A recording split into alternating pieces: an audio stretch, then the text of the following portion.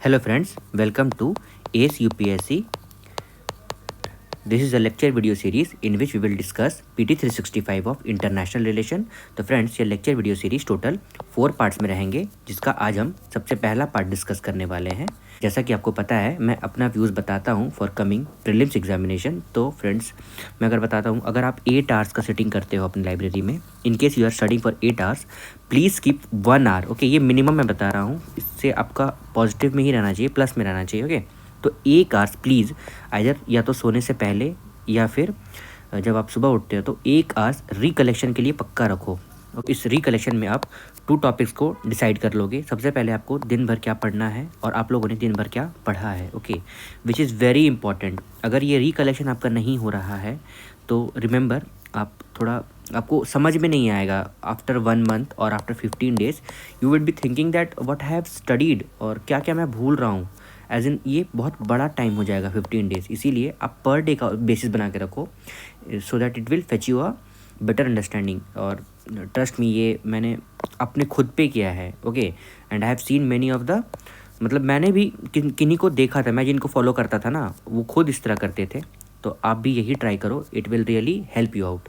तो याद रखो, पीटी का, ओके, प्रीलिम्स का या फिर ये पूरे एग्ज़ाम का रिकलेक्शन का जो पार्ट है ना, ये बहुत कोई नहीं समझता है और यही मेन है। ओके, तो hope you are understanding this and let's start with international relation, जिसका सबसे पहला टॉपिक है मल्टीलेटरल ऑर्गेनाइजेशन, जिसमें सबसे पहले हम डिस्कस करने वाले हैं मल्टीलेटरल ऑर्गेनाइजेशन में। सबसे पहले हम डिस्कस करेंगे यूएनजीए का, जो यूएन जनरल असेंबली है।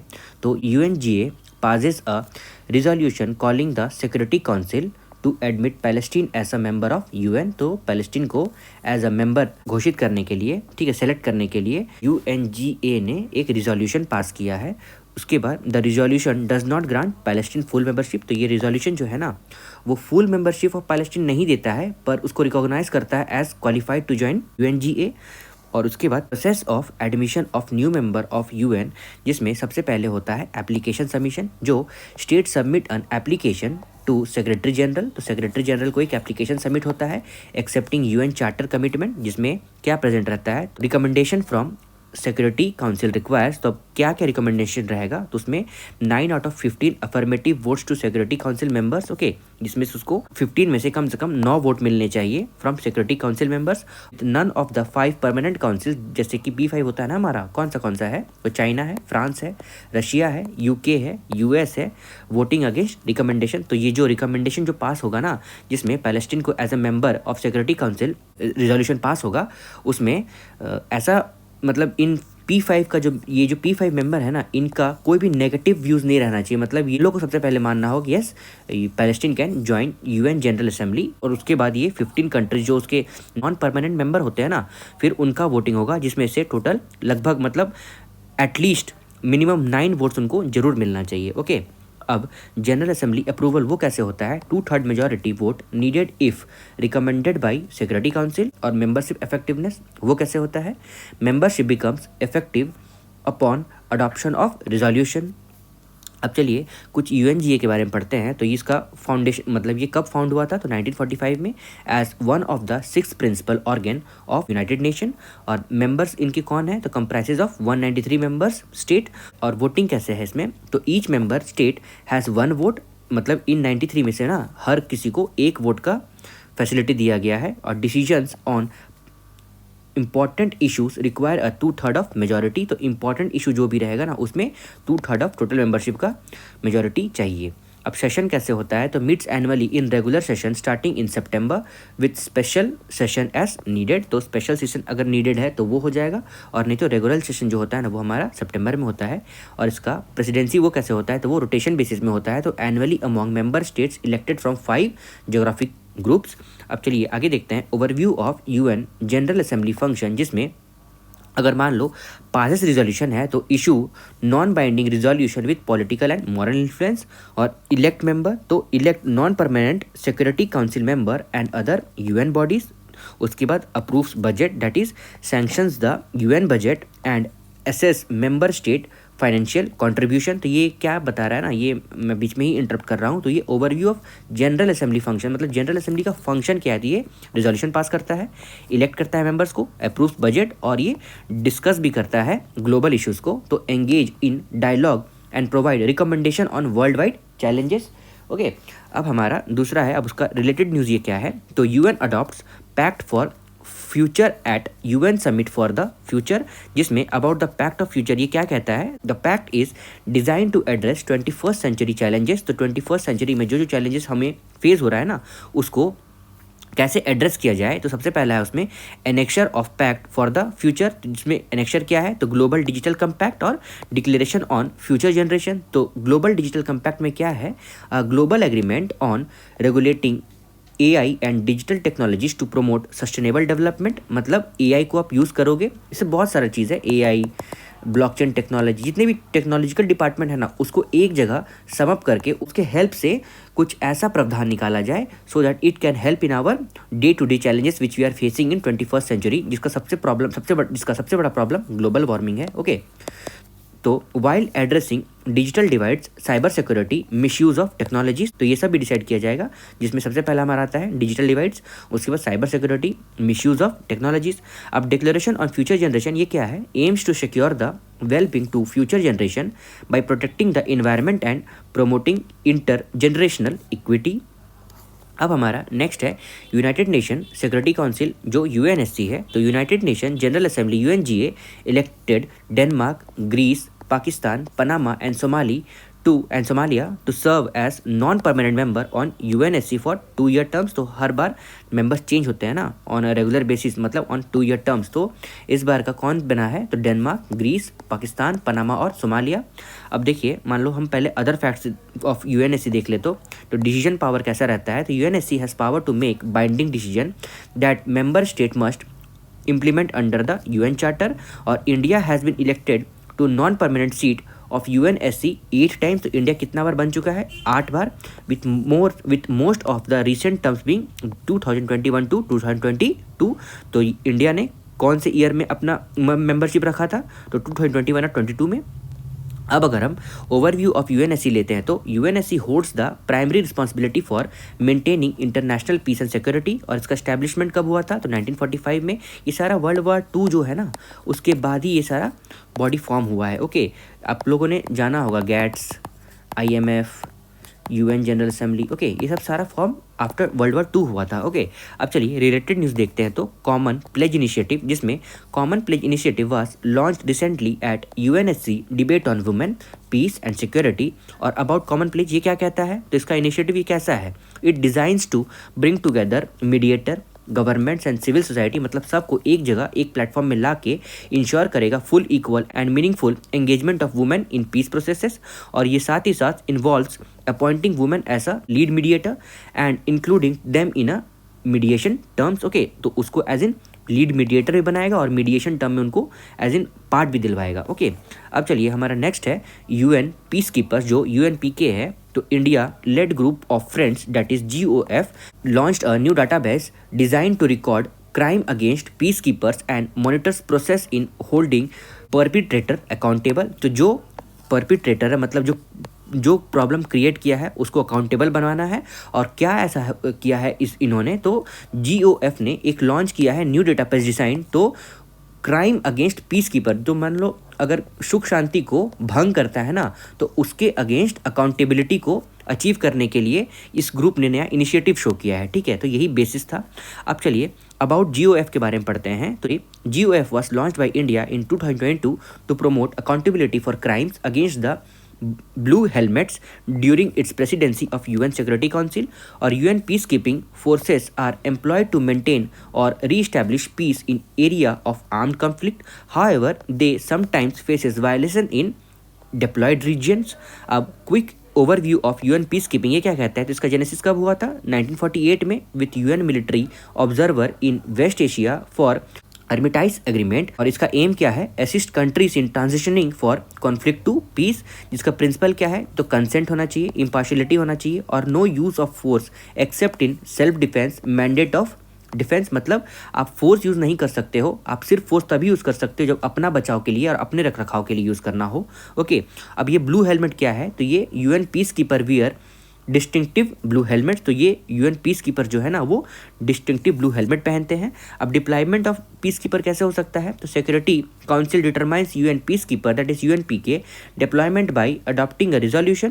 तो एक रिजोल्यूशन के तहत डिप्लॉय होता है। The budget and the resources are subject to General Assembly approval, or every member state of UN is legally obligated to pay their respective shares towards peace keeping. तो सारे जितने भी मेंबर हैं ना वो ऑब्लिगेटरी हैं पे करने के लिए, और इसकी रख रखाव कौन करेगा, तो जनरल असेंबली, और उसका अप्रूवल भी जनरल असेंबली करेगा। The department of peace operations of UN provides political and executive directions to peace keeping operations. और इसका सक्सेस कैसे है, तो UNPK receives the Nobel prize in 1988, मतलब नोबल पीस प्राइज इन 1988। और India का contribution क्या रहा है, तो India was the first to send an all women unit under UNP K. तो इंडिया पहला ऐसा कंट्री था who has sent a women unit under UNP K which was sent to Liberia. और India is one of the largest UNP K contributor to military personnel. तो military population में ना India सबसे ज़्यादा contributor है on UNP K. Okay, अब other important development related UN के बारे में अगर हम देखते हैं तो United nation economic and social commission for Asia and the Pacific that is UNESCAP Economic and Social Survey of Asia and Pacific 2024 released its annual flagship publication since 1947। तो ये एक फ्लैगशिप पब्लिकेशन लॉन्च करता है कब से, to 1947 से, और अभी इसने 2024 में रिलीज़ कर दिया है। और इसका हेडक्वार्टर कहाँ है, किसका, UNESCAP का। तो ये बैंकॉक जो कि थाईलैंड में है।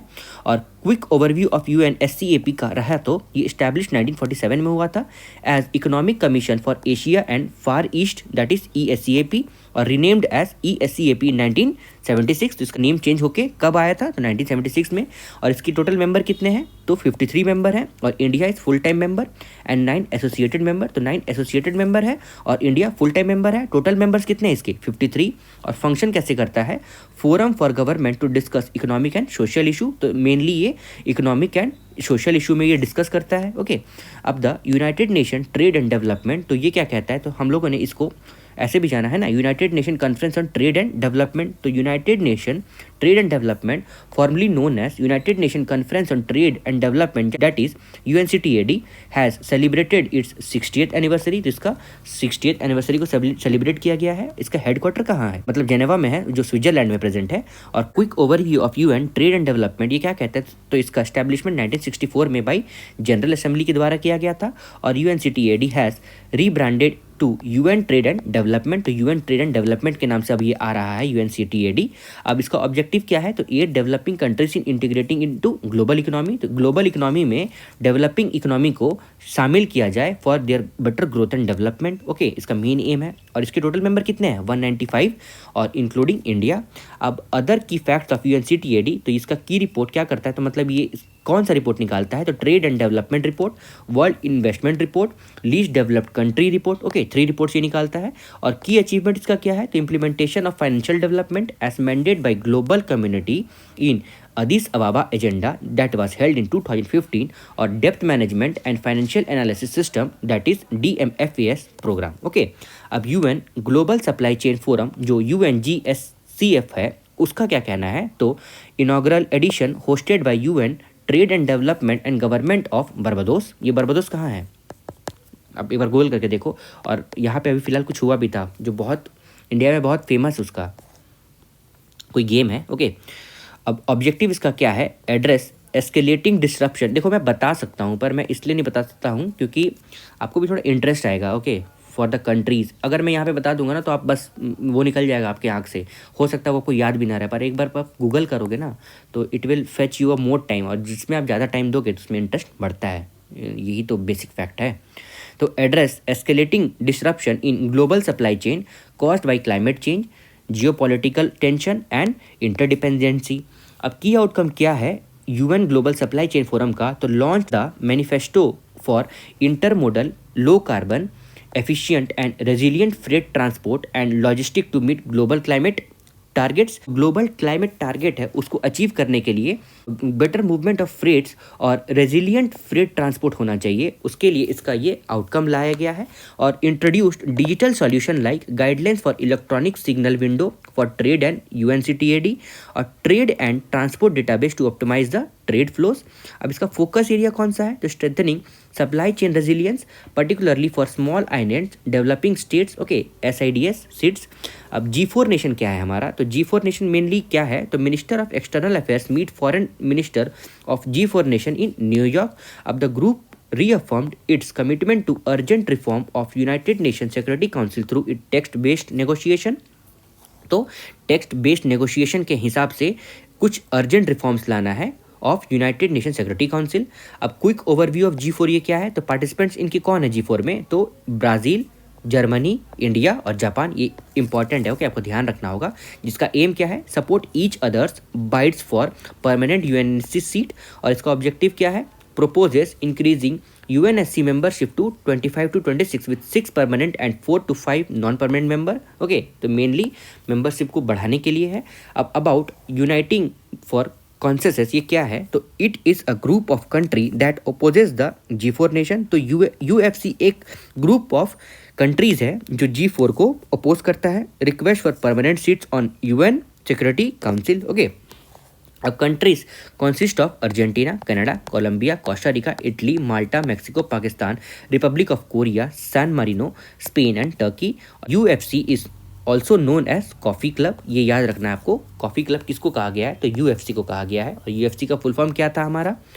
Uniting for consensus. ओके, अब हमारा नेक्स्ट टॉपिक है international criminal code that is ICC। तो ICC prosecutors sought arrest warrant for Israel PM and Hamas leaders for crime against humanity and war crimes, जिसमें in March 2023 ICC that is international criminal court issued an arrest warrant against Russian president over Ukraine. तो Russia के जो president है ना Vladimir Putin, तो उनके खिलाफ arrest warrant issue हुआ था क्योंकि उन्होंने यूक्रेन पे अटैक किया था। अब consequences of ICC arrest warrant वो क्या हुआ था? तो अक्यूज्ड फेस अरेस्ट और restricted movement as member state must comply. मतलब जिस पे अरेस्ट वारंट निकला होगा ना जिसका, तो वो क्या फेस करेंगे? तो restricted movement and a member state must comply. और क्विक ओवरव्यू ऑफ ICC ये क्या कहता है? तो first permanent international court to prosecute serious international crime और रोम स्टैट्यूट के आधार पर अडॉप्टेड इन 1998 और एनफोर्स्ड इन 2002। जिसको अडॉप्ट किया था 1998 में और इसको अडॉप्शन और टोटली इसको ऑनफोर्स मतलब फोर्स में कब आया? ये 2002 में। टाइप्स ऑफ क्राइम ये कौन सा इंक्लूड करता है? तो genocide, crime against humanity, war crimes और क्राइम ऑफ एग्रेशन। और इसके टोटल मेंबर कितने हैं? 124 स्टेट्स पार्टीज एग्जाम्पल। और पैलेस्टीन 123rd मेंबर्स इन 2015 ये बना था। मलेशिया 124th मेंबर था जो कि 2019 में बना था। और India, Israel, US, Russia and China are not the members. याद रहे आपको, इंडिया हमारा मेंबर नहीं है। और इसका इन्फोर्समेंट कैसे होता है? तो ICC डिसीजन आर बाइंडिंग। तो ICC का जो डिसीजन होगा ना वो बाइंडिंग होता है। अब कंपैरिजन बिटवीन ICC और ICJ। तो ICJ का फुल फॉर्म क्या है? International court of justice. Okay, और ICC का फुल फॉर्म क्या है? International criminal council. ओके, तो दोनों का जेनेसिस कहाँ पे हुआ है? तो रोम स्टैट्यूट के आधार पे हुआ है। और ICJ का जेनेसिस कैसे हुआ? Established in 1945 by UN charter.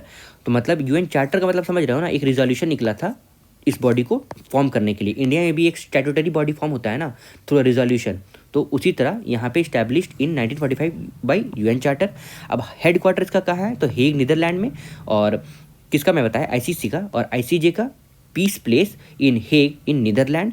और कंपोजिशन कैसा है ICC का? तो इसमें टोटल 18 जज हैं with 9 year non renewable terms in 3 divisions, pre trial, trial and appeals elected by assembly of state parties. और हमारा ICJ में टोटल 15 जज है और elected to 9 year terms by UN general assembly and security council. अब ये cases कैसे handle करता है? तो holds only individual criminally responsible for offence पर, मतलब अगर मैं इसके बारे में अगर समझा दूँ तो इंडिविजुअल क्रिमिनल रिस्पॉन्सिबल को ये पकड़ता है। और ICJ the court can rule on 2 types of cases that is contentious और एडवाइजरी प्रोसीडिंग। तो कंटेंशियस में सबसे पहले legal disputes between states who are parties to ICJ and explicitly given consent. और एडवाइजरी प्रोसीडिंग में request for advisory opinion on legal questions referred to it by United Nation organ and certain specialized agency. Okay अब हमारा next topic है BRICS. 16th BRICS summit held in Kazan in Russia, जिसमें से genesis इसका कब हुआ था BRICS का, तो it has been coined by British economist Jim O'Neill in 2001 और BRICS formalised at G8 outreach summit in 2006। और फर्स्ट ब्रिक्स समिट कब हुआ था, तो ये 2009 में इन रशिया, और इसका फॉर्मलाइजेशन कब हुआ था eight G8 outreach summit in 2006। और इसका मेंबर्स कितने हैं, तो ओरिजिनली 5 मेंबर थे, तो ब्राज़ील, रशिया, इंडिया और चाइना था। उसके बाद साउथ अफ्रीका ज्वाइन किया था इसको 2010 में। और न्यू मेंबर्स अब कौन से बन गए हैं, तो ये Egypt, Ethiopia, Iran, United Arab emirate and Indonesia.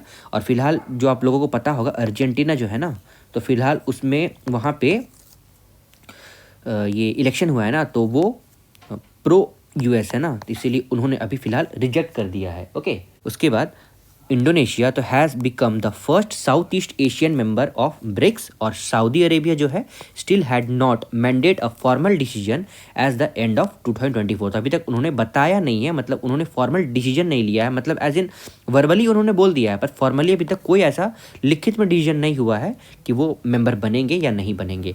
अब ब्रिक्स पार्टनर कंट्रीज कौन से हमारे, तो Belarus, Bolivia, Cuba, Kazakhstan, Malaysia, Thailand, Uganda, Uzbekistan and Nigeria. अब इसके सेक्रेटेरिएट कहाँ है, तो नो परमानेंट सेक्रेटेरिएट और ऑफिस, जिसका भी कोई परमानेंट सेक्रेटेरिएट या फिर ऑफिस नहीं है।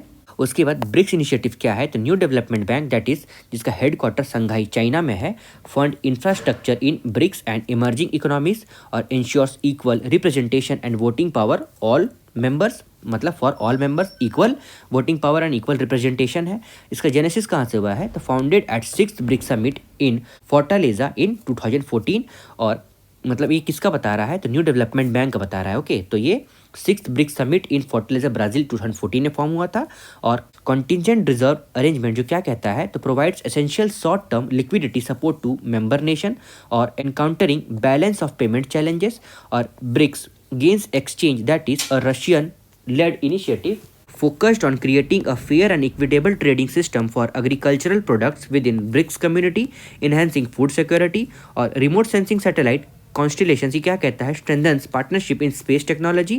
अब BRICS cross border payment initiative that is BCBIF और BRICS ब्रिक्स पे ये क्या कहता है, अब ब्लॉकचेन बेस्ड पेमेंट सर्विसेज है ये ब्रिक्स पे, या फिर BCBPI जो ऑफर करता है alternative to SWIFT for BRICS nation. ये जो स्विफ्ट है ना, ये तो एक पेमेंट गेटवे सिस्टम है ना, so that you can transfer money from one country to other country.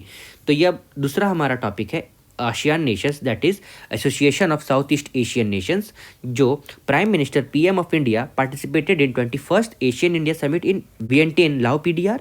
और इसका हेडक्वार्टर कहाँ है, तो जकार्ता में, जो इंडोनेशिया में प्रेजेंट है। और क्विक ओवरव्यू ऑफ अगर एशियन में देखें तो it was establish in 1967 in Bangkok with signing off Asian declaration that is Bangkok declaration भी कहते हैं बाई 5 मेंबर्स। तो ये 5 मेंबर्स कौन थे हमारे, Indonesia, Malaysia, Philippines, Singapore and Thailand. अब इसके टोटल प्रेजेंटली 10 मेंबर्स हैं। और दिल्ली डायलॉग हुआ था is an annual track 1.5 forum for discussing issue between Asian and India. तो ये दिल्ली डायलॉग जो है एन एनुअल ट्रैक ऑफ 1.5, तो ये discussing issues between Asia and India का एक फोरम है। अब डायलॉग पार्टनर्स के कौन से हैं, तो ऑस्ट्रेलिया है, कनाडा है, चाइना है, इंडिया है, EU, Japan, republic of Korea, New Zealand, Russia federation, UK और US है।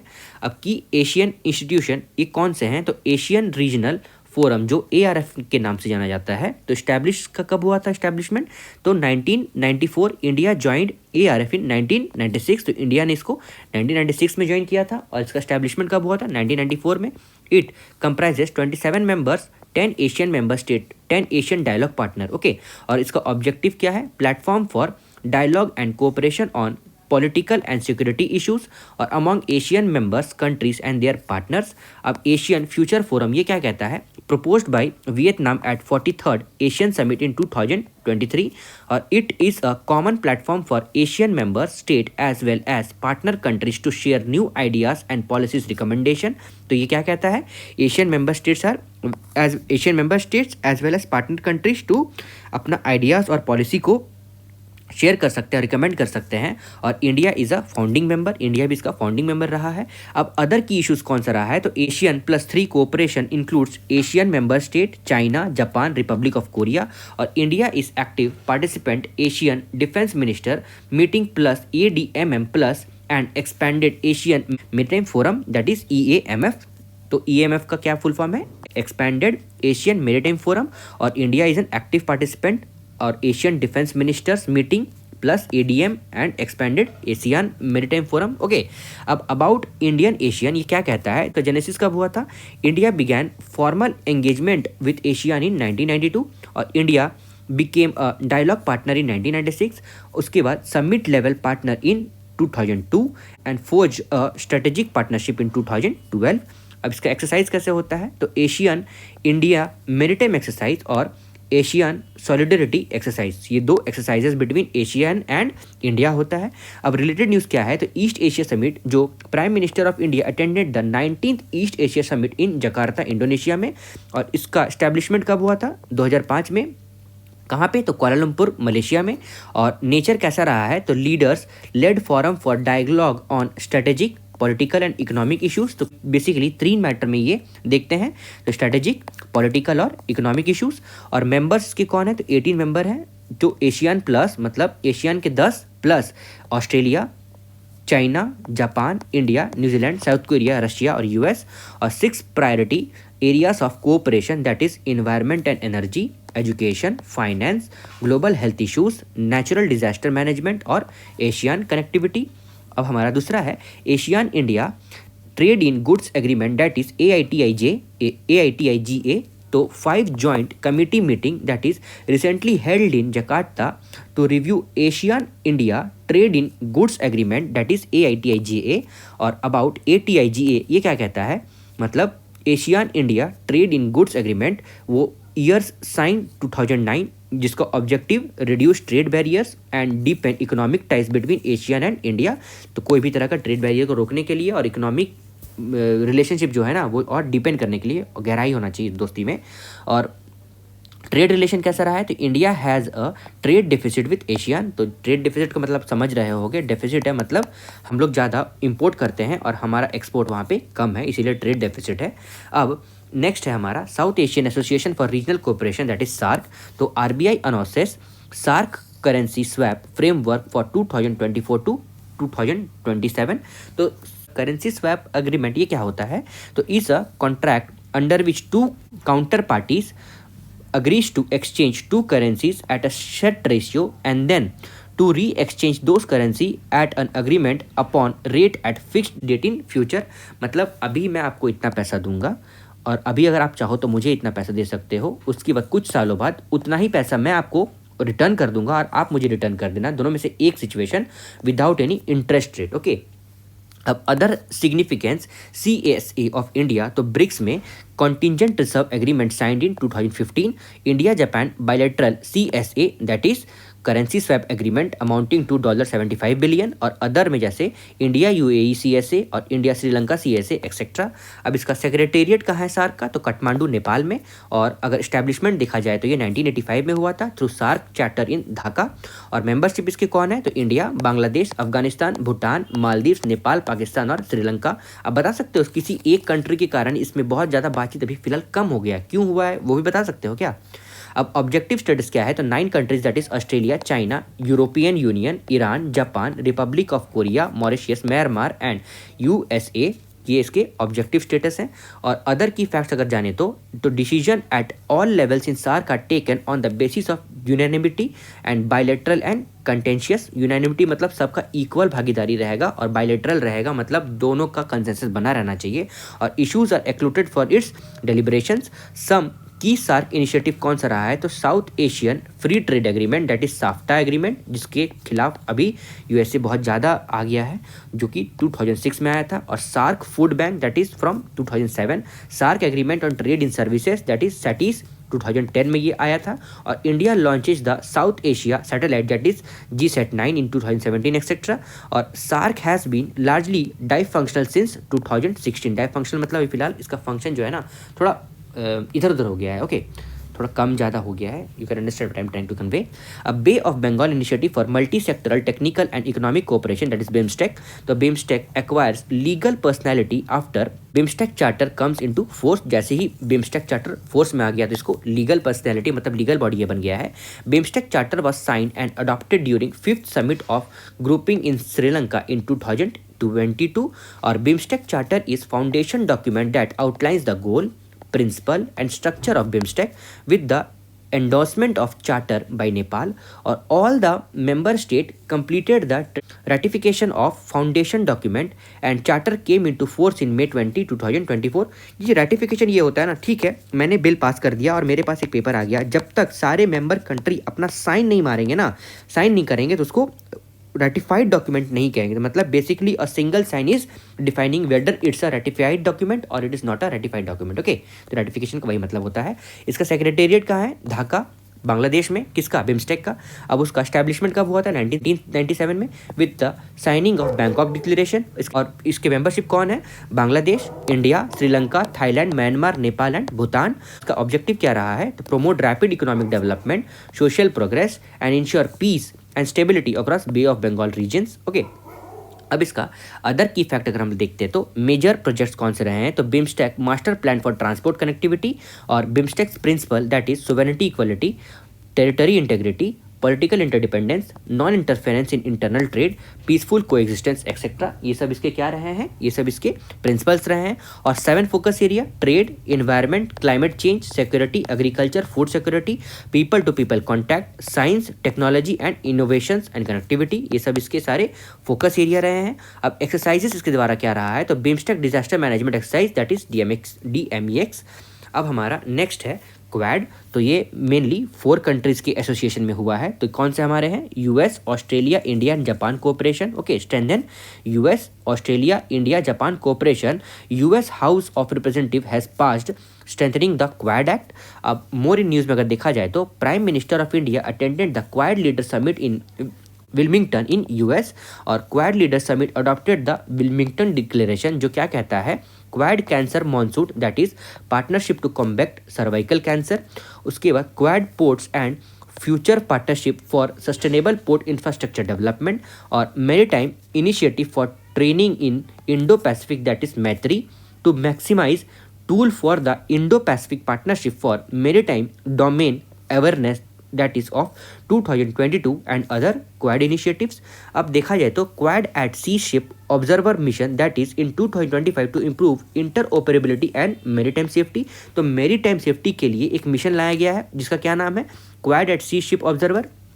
अब India will host the 2025 quad leader summit जो इन जनवरी 2025 में होगा और quad has mark 20 years of cooperation. तो 20 साल का कोऑपरेशन इन्होंने मार्क किया है, मतलब एज इन शो सॉलिडेरिटी दिखाया है। ओके, तो about strengthening the Quad act, ये कैसे किया जाएगा? Aim to strengthen joint cooperation between the Quad 4 members to promote free and open inclusive resilient and healthy Indo Pacific. इसका एस्टैब्लिशमेंट तो Quad intra parliamentary working group in order to facilitate progress of the newly formed quad working group that is, अगर हम image में देखें तो 6 leader level working groups है इसमें, जिसमें सबसे पहला हमारा आएगा हेल्थ, फिर क्लाइमेट, उसके बाद क्रिटिकल एंड एमर्जिंग टेक्नोलॉजी, फिर मेरीटाइम इंफ्रास्ट्रक्चर और साइबर सिक्योरिटी। चलिए इसको देखते हैं। हेल्थ में quad health security partnership in 2023 हो गया है। उसके बाद क्लाइमेट में देखा जाए तो launch the quad climatic change adaptation and mitigation package जो क्यू चैम्प के नाम से जाना गया है। ये कब आया था? 2022 में।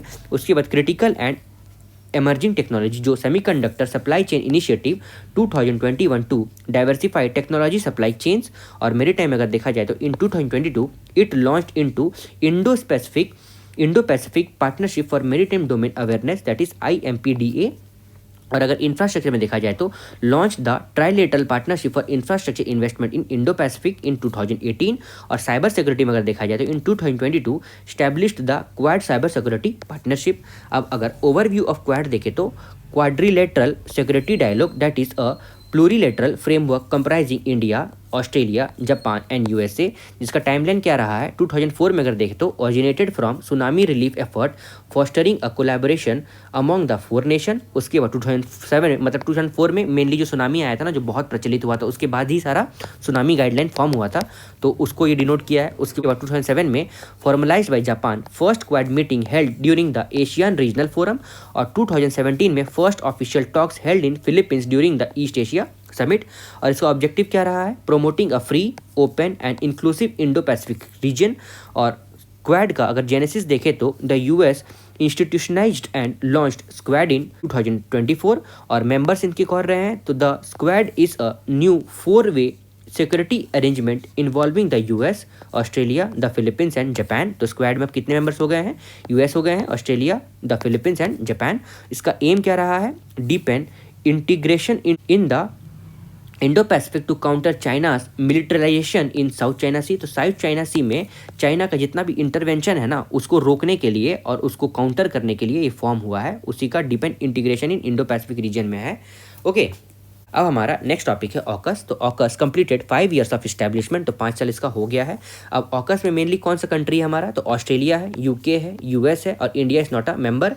और जेनेसिस का कब हुआ है 2021 में, और नेचर क्या रहा है, न्यू 3-वे स्ट्रैटेजिक डिफेंस अलायंस है। तो ये एक स्ट्रैटेजिक डिफेंस अलायंस है, जिसका की फीचर क्या है, तो सबसे पहले उसका हम पहले ऑब्जेक्टिव देख लेते हैं। तो बूस्ट डिफेंस कैपेबिलिटीज, तो मतलब अपनी डिफेंस कैपेबिलिटी को बढ़ावा देना, so that accelerate technological integration and expand the industrial capacity of all 3 countries. तो तीनों कंट्री का, ऑस्ट्रेलिया, यूके और यूएस का इंडस्ट्रियल कैपेसिटी को बढ़ावा देना और डिफेंस कैपेबिलिटी को भी बढ़ावा देना। जिसका की फीचर क्या है, तो AUKUS aims to counter China's growing influence in Indo Pacific region. तो इंडो पैसिफिक रीजन में चाइना का इन्फ्लुएंस बहुत ज़्यादा बढ़ गया है, तो उसको काउंटर करने के लिए या फिर उसको रोकने के लिए ये मेनली फॉर्म किया गया है। और is not a formal military alliance like NATO, तो नेटो के जैसा ये मिलिट्री अलायंस नहीं है, पर primarily serves a framework for advancing defence technologies, for facilitating the share of critical technologies, a legal binding tripartite agreement known as the Exchange of Naval Nuclear Proportional Information Agreement, that is ENNPIA, was signed in 2021। अब अगर AUKUS का structure देखें तो pillar 1 में देखें तो conventionally armed nuclear powered submarine, जो कि UK and US are helping Australia acquire nuclear power submarine. तो न्यूक्लियर पावर सबमरीन ऑस्ट्रेलिया को मिल पाए, उसको कौन हेल्प कर रहा है, यूएस एंड यूके। और supporting Australia to acquire its first conventionally armed SSN submarine fleet. तो SSN सबमरीन फ्लीट को प्राप्त कर पाए ऑस्ट्रेलिया, उसको कौन सपोर्ट कर रहा है, यूएसए एंड यूके। अब हमारा पिलर 2 में देखें तो advanced capability development, that is focus on developing joint capabilities, enhance interoperability और cooperation in advanced military capabilities. जिसका एरिया कौन सा रहेगा, साइबर कैपेबिलिटीज, आर्टिफिशियल इंटेलिजेंस। तो साइबर कैपेबिलिटीज और आर्टिफिशियल इंटेलिजेंस में और ग्रोथ एंड डेवलपमेंट हो पाए, इसका ये तीनों एक दूसरे का साथ दे रहे हैं। ओके, अब जिसमें एग्जाम्पल क्या है, तो hypersonic flight test and experimentation, that is high flight project arrangement. अब हमारा नेक्स्ट टॉपिक है Indo Pacific economic framework for prosperity, that is IPEF। तो ये न्यूज़ में क्यों था, recently India signed an exchange first its kind agreement under Indo Pacific economic framework for prosperity.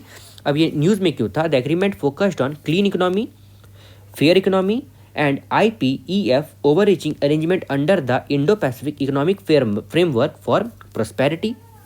अब अगर देखा जाए तो ये क्लीन इकोनॉमी वो क्या कहता है, तो ये pillar 3 promotes clean energy technology development and deployment. तो क्लीन एनर्जी डेवलप किया जाए, दैट इज ग्रीन एनर्जी अगर जाने तो, रिन्यूएबल एनर्जी अगर हम लोग जाने तो। ओके, तो investment and capacity building for MSME via initiative like IPEF Catalytic Capital Fund and IPEF Accelerator to integrate Indian companies into global and value chains। अब देखा जाए तो फेयर इकोनॉमी एग्रीमेंट जो पिलर 6 है वो क्या कहता है, जैसे ये फेयर इकोनॉमी था ना, तो ensure a transparent trade and investment environment through anti corruption measures और improve tax transparency and resource mobilisation, जिसमें strengthening of information sharing, asset recovery and cross border investigation हो पाए, जिसमें मतलब cross border investigation, asset recovery और information sharing के ज़्यादा importance दिया जाएगा। जिसमें से ओवर रीचिंग IPEF एग्रीमेंट, जिसमें high level ministerial oversight for coordinating individuals IPEF agreement. तो सारे एग्रीमेंट को ध्यानपूर्वक देखा जाए, इसीलिए एक IPEF एग्रीमेंट भी साइन किया जाएगा। ओके, अब क्विक ओवरव्यू ऑफ IPEF अगर देखें तो initiated on 2022 in Tokyo by United States, और IPEF is structured around 4 pillar. तो 4 पिलर है इसके। तो पिलर 1 है ट्रेड, पिलर 2 है सप्लाई चेन रेजिलियंस, पिलर 3 है हमारा क्लीन इकोनॉमी, और पिलर 4 है हमारा फेयर इकोनॉमी, जिसमें India has joined pillar 2 and 4 of IPEF while it has maintained an observer status in pillar 1।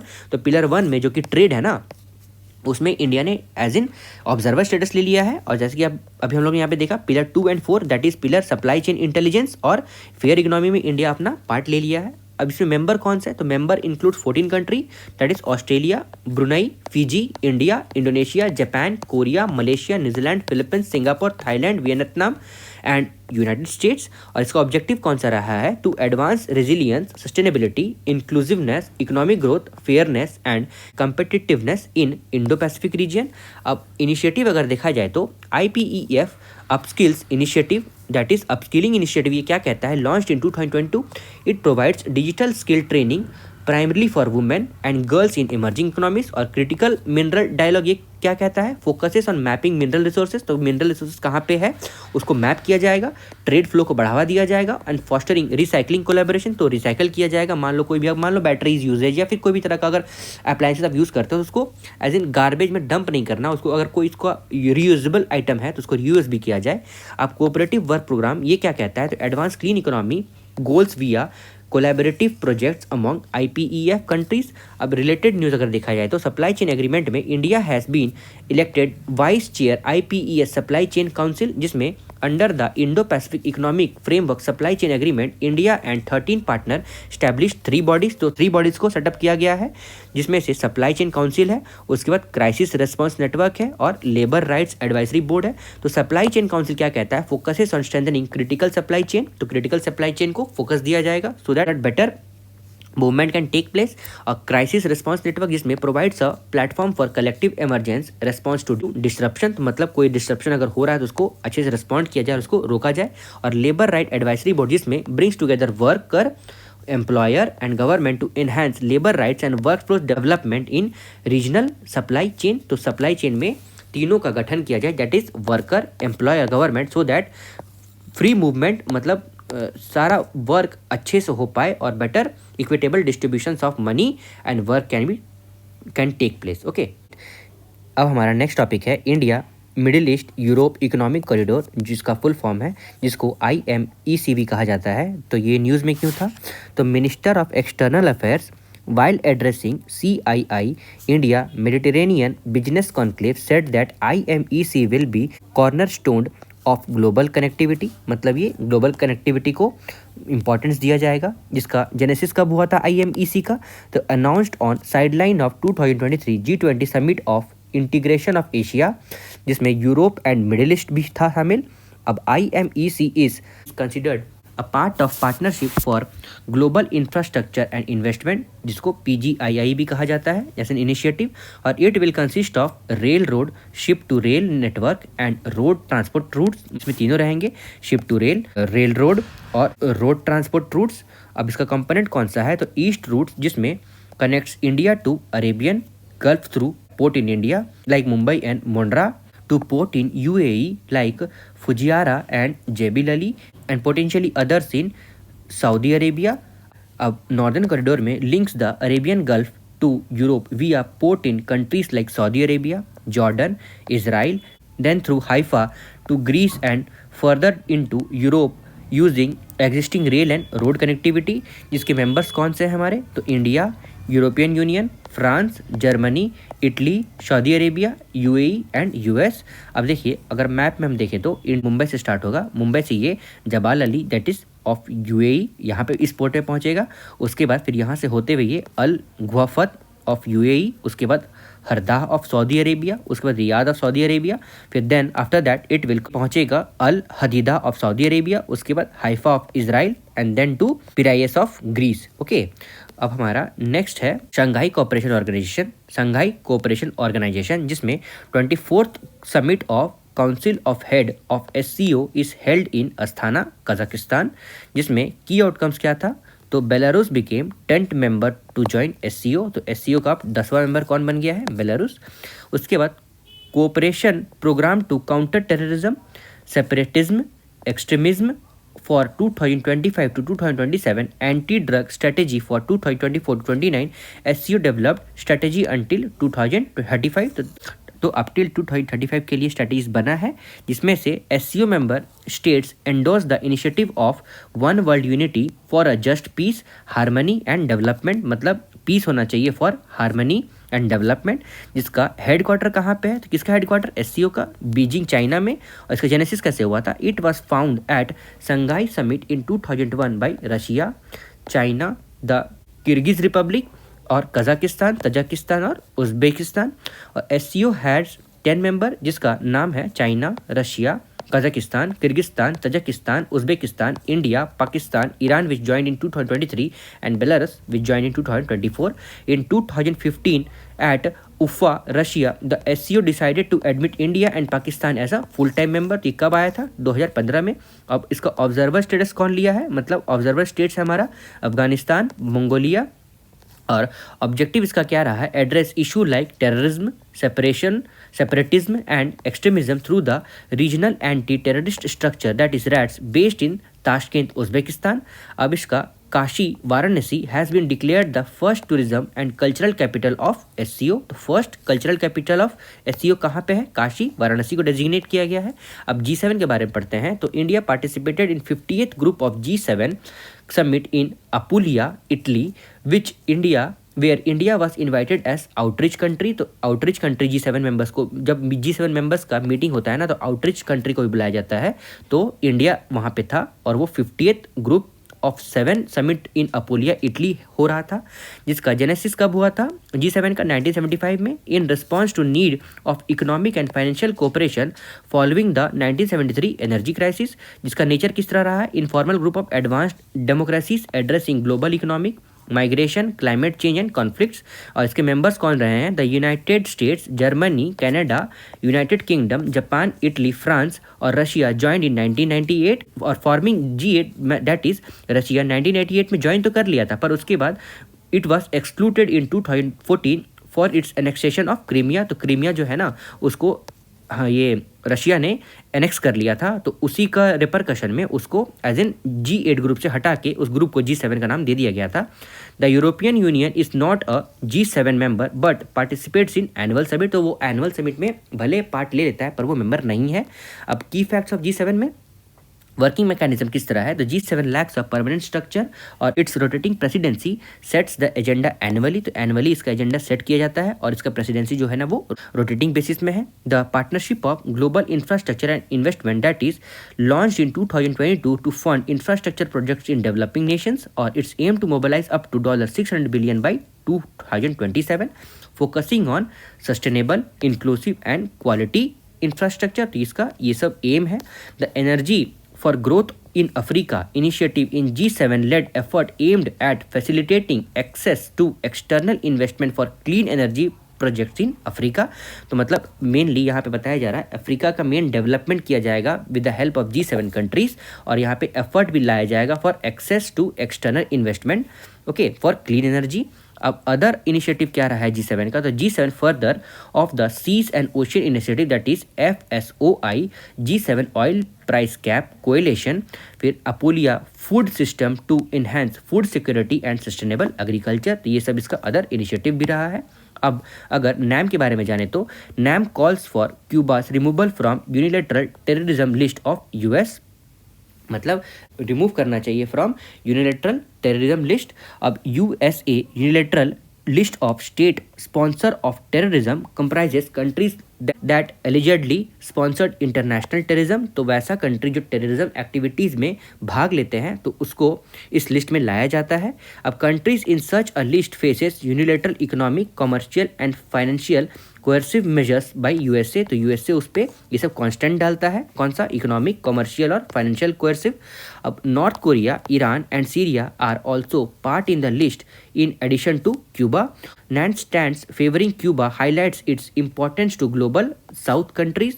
अब अगर NAM के बारे में जाने तो it origins trace roots to Bandung Conference which was held in 1955 which laid non-alignment principle और इसका formation that is formally established at the first NAM summit in Belgrade in Serbia in 1961।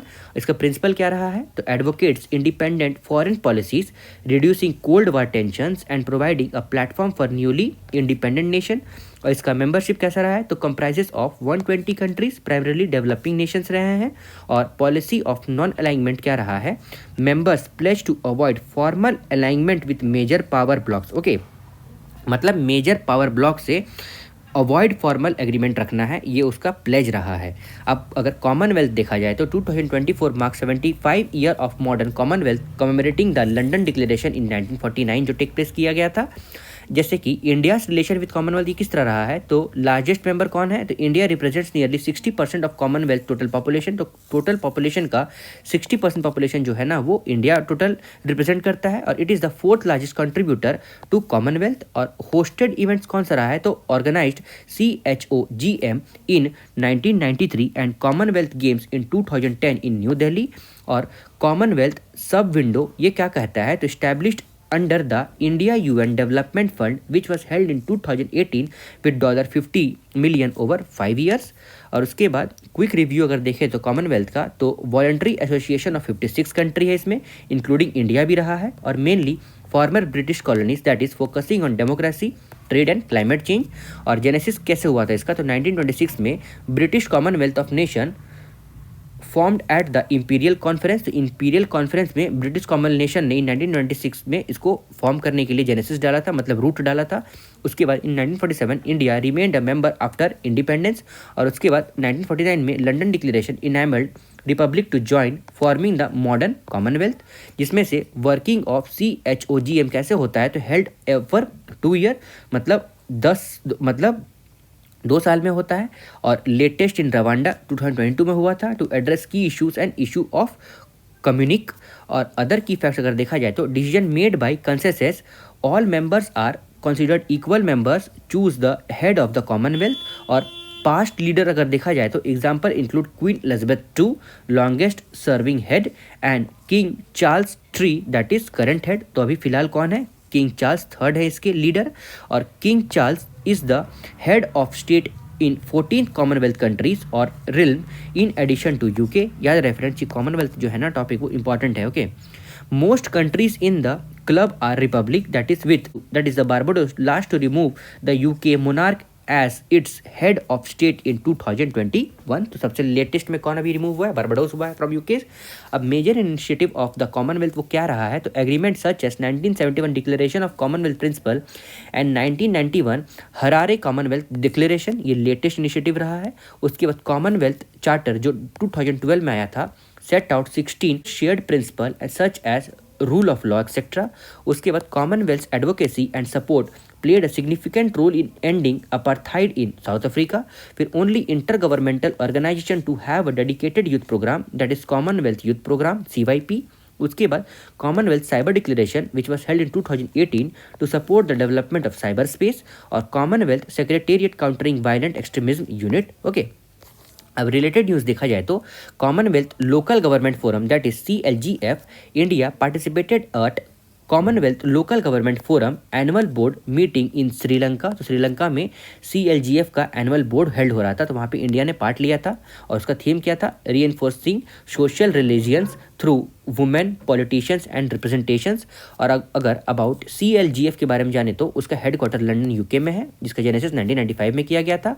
और unites local government that is ministers of local government, national association of local government, individual council for 56 Commonwealth countries. तो 56 Commonwealth countries को एक साथ matchup करवाना।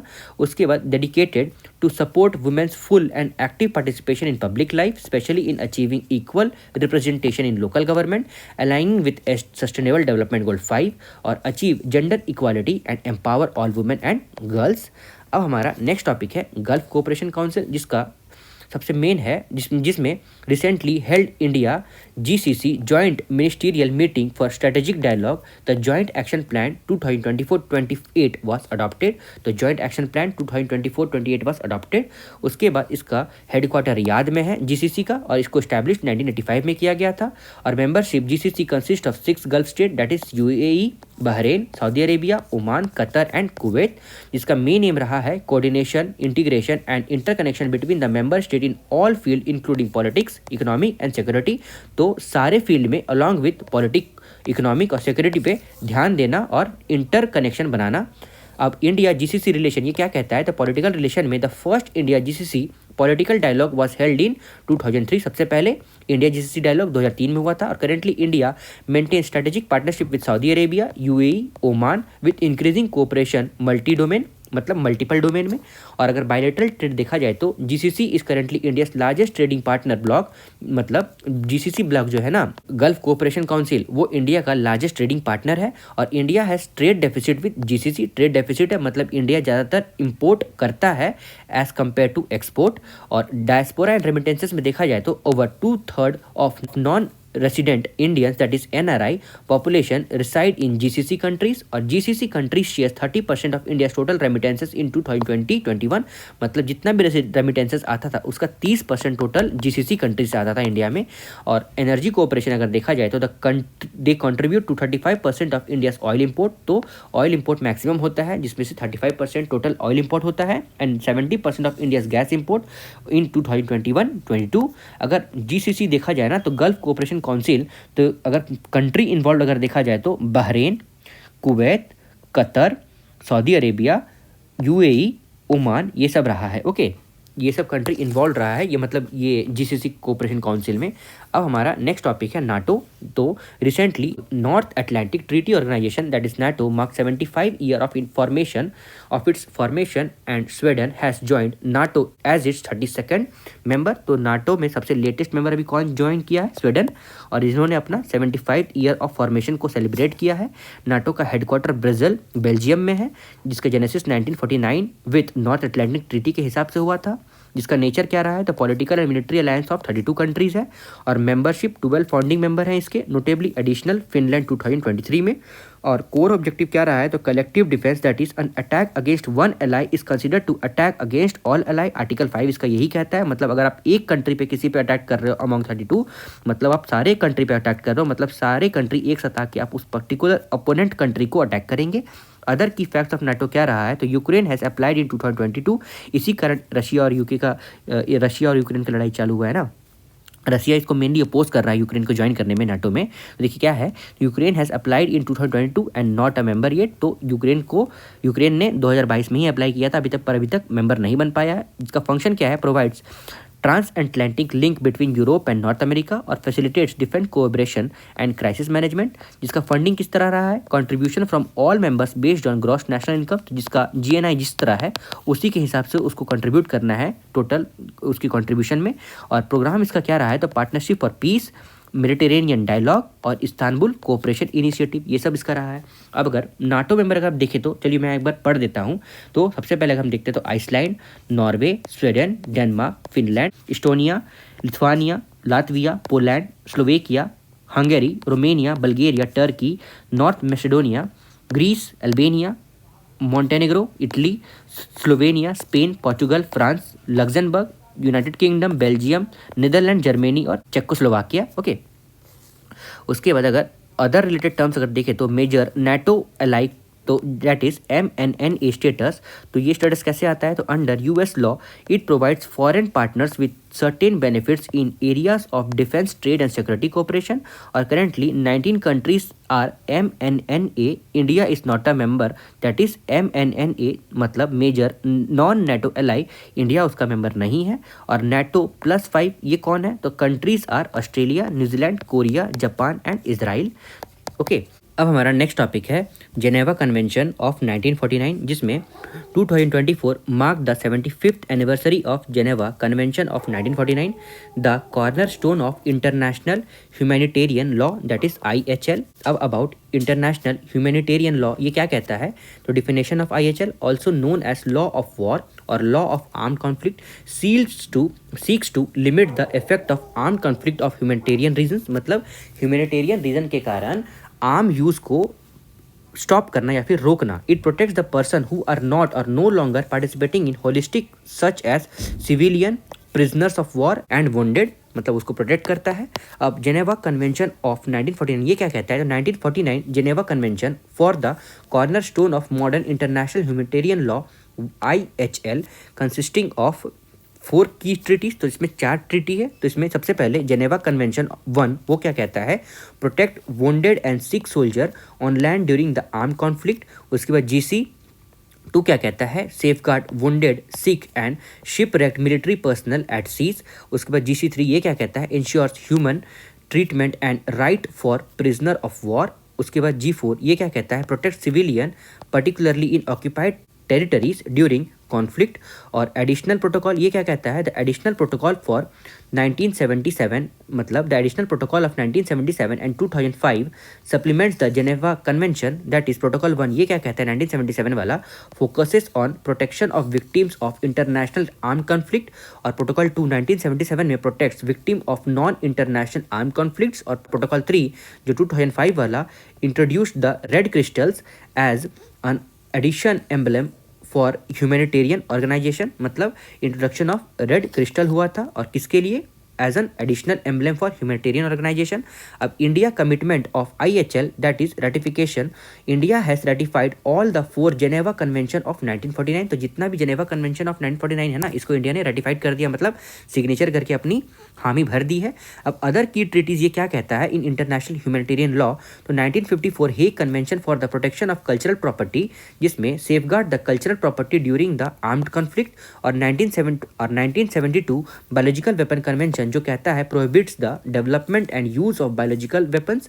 और 1993 chemical weapon convention जो कहता है bans the use, production and stockpiling of chemical weapons. और 1998 वाला कहता है Rome statute for international criminal code, that is ICC, established the international criminal code to prosecute individuals for crime, war crime against humanity and genocide। Okay, याद रखना है जब एक बार India और पाकिस्तान का जब वॉर चल रहा था तो हमारे MiG-17 वाले जो होता है ना, जो एक सोल्जर थे वो पाकिस्तान में जाके उनकी हेलीकॉप्टर क्रैश कर गई थी। तो जेनेवा कन्वेंशन के तहत ही पाकिस्तान ने उसको इंडिया को लौटाया था, उनको इंडिया को लौटाया था। ओके, मुझे उनका एग्जैक्ट नाम तो याद नहीं आ रहा है पर आप ध्यान रखोगे। ओके, अब हमारा नेक्स्ट है अदर इंपॉर्टेंट ऑर्गेनाइजेशन। सबसे पहले आता है C10 and L69। Indian external affair minister participated in first ever joint ministerial meeting of C10 and L69 grouping. तो अबाउट C10 ग्रुप ये कौन से हैं हमारे, तो committed of 10 African ministers of finance and Central bank governor. तो finance और central bank governors हैं और कहाँ के, जो 10 अफ्रीकन मिनिस्टर्स हैं, वॉज क्रिएटेड इन 2008।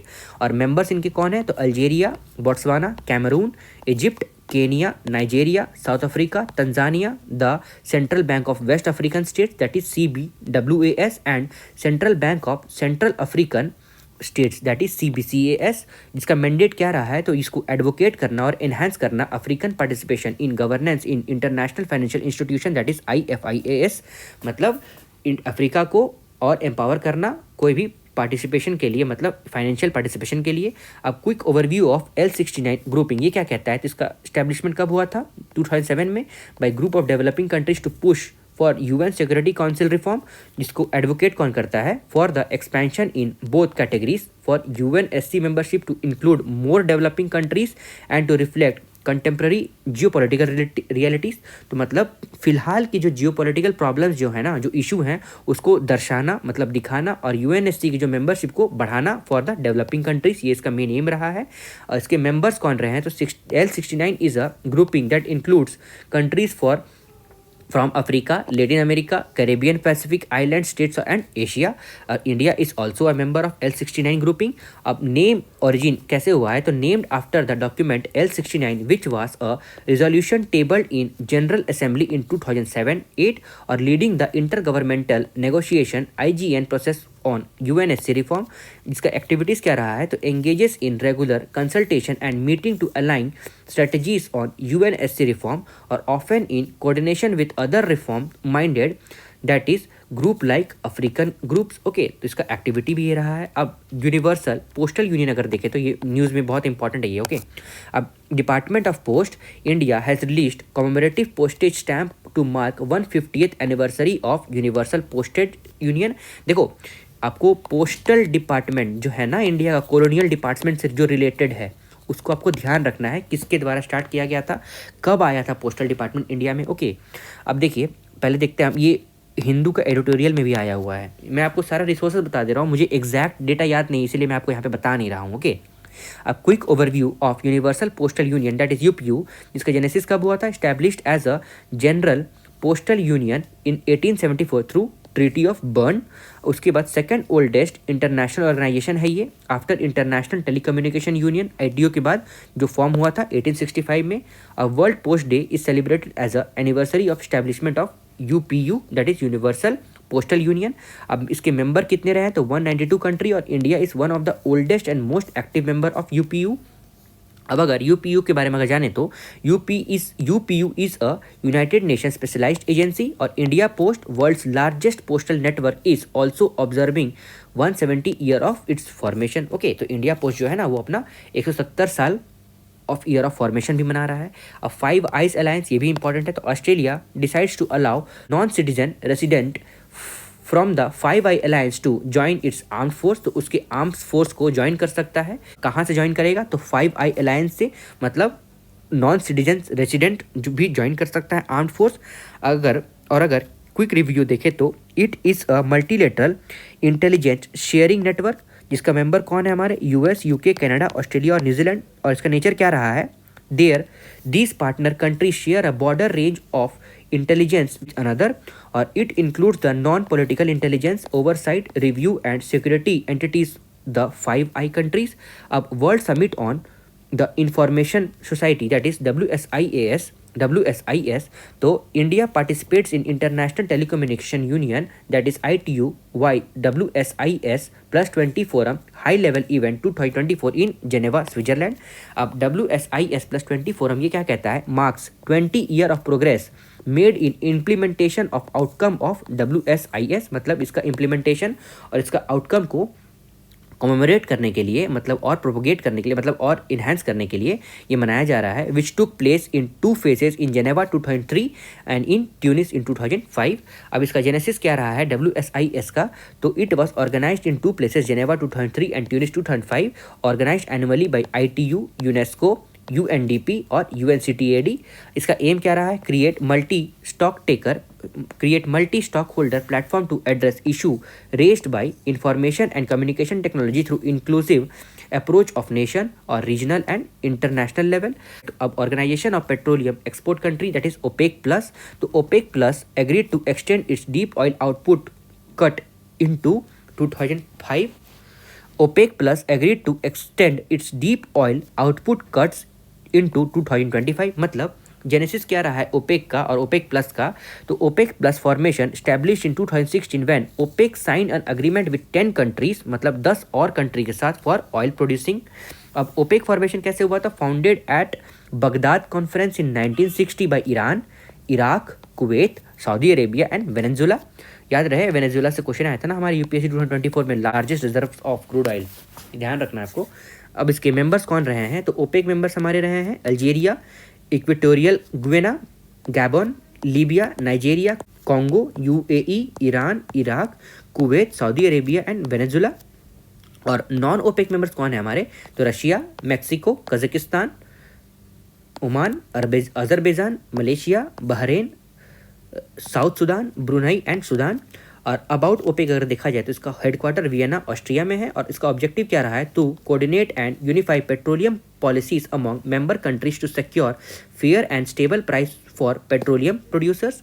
अब अगर एशियन इंफ्रास्ट्रक्चर इन्वेस्टमेंट बैंक के बारे में अगर जाने तो इसका शॉर्ट फॉर्म है AIIB, to assist low income countries to avail financial resources. तो उसको मतलब ये कह रहा है कि ये फाइनेंशियल असिस्टेंट देगा वैसे कंट्री को जिसको पैसे की आवश्यकता है, जिसका हेडक्वार्टर बीजिंग चाइना में है।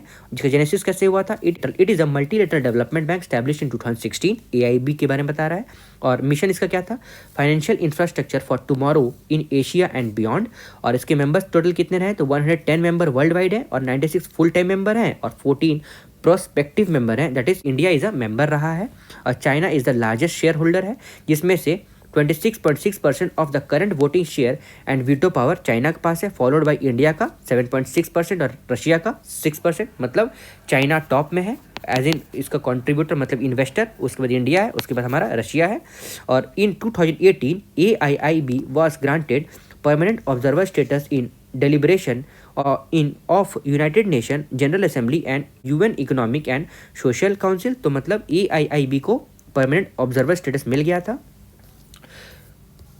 उसके बाद हमारा नेक्स्ट है अरब लीग, जो 2024 Arab League summit was held in Bahrain, और हेडक्वार्टर अरब लीग का कहाँ है, तो ये कायरो इजिप्ट में है।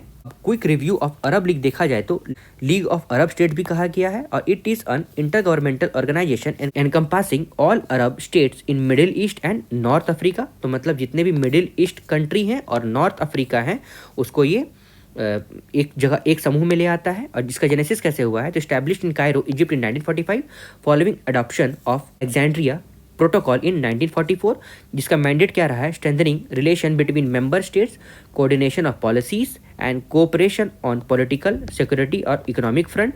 जिसके मेंबर कितने रहे हैं, 22 मेंबर स्टेट्स रहे हैं, और इंडिया हैज़ ऑब्जर्वर स्टेटस, मतलब इंडिया भी ऑब्जर्वर स्टेटस है। ओके, तो फ्रेंड्स ये था हमारा आज का डिस्कशन, जिसमें टोटल हम लोगों ने 1.2 1.7 तक डिस्कस किया है।